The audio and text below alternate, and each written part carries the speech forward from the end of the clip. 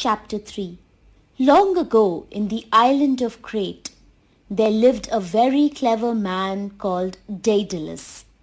The king of Crete, Minos, asked him one day to make a maze full of passages that turned here and there and crossed one another.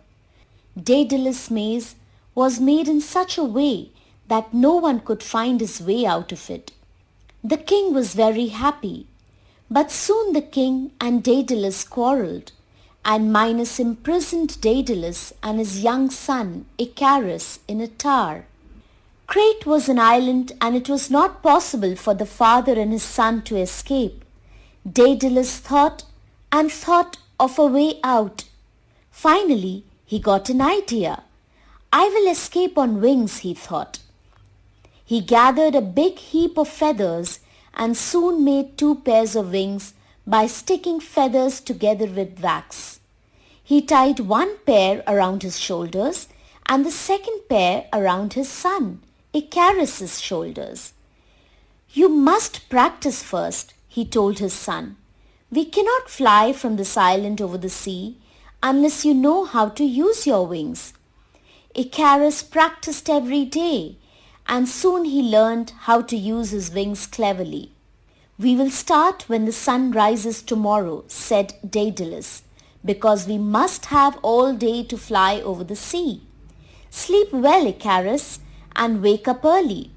The next morning, both father and son tied their wings on their shoulders. Daedalus instructed his son, "Do not fly too low, or the spray from the sea will wet your wings.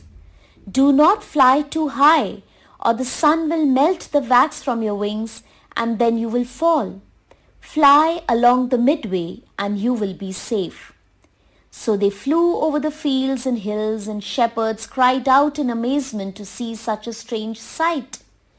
Both of them left the island behind and flew over the sea. Icarus was excited and happy, but soon, feeling safe on his wings, he flew higher into the air. He was cold, and when the sun warmed him, he flew still higher, rejoicing the heat.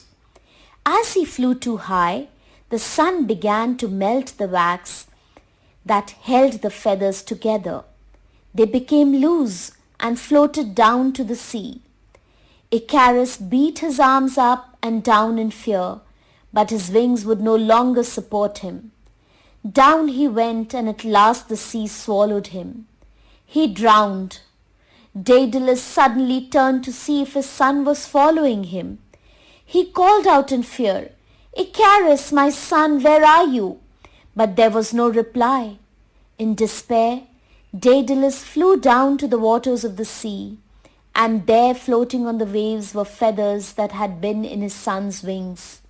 Now Daedalus knew that Icarus had drowned, and he cried bitterly. In the memory of his son, he called the waters the Icarian Sea, and to this day people know it by the same name. Chapter 4. Once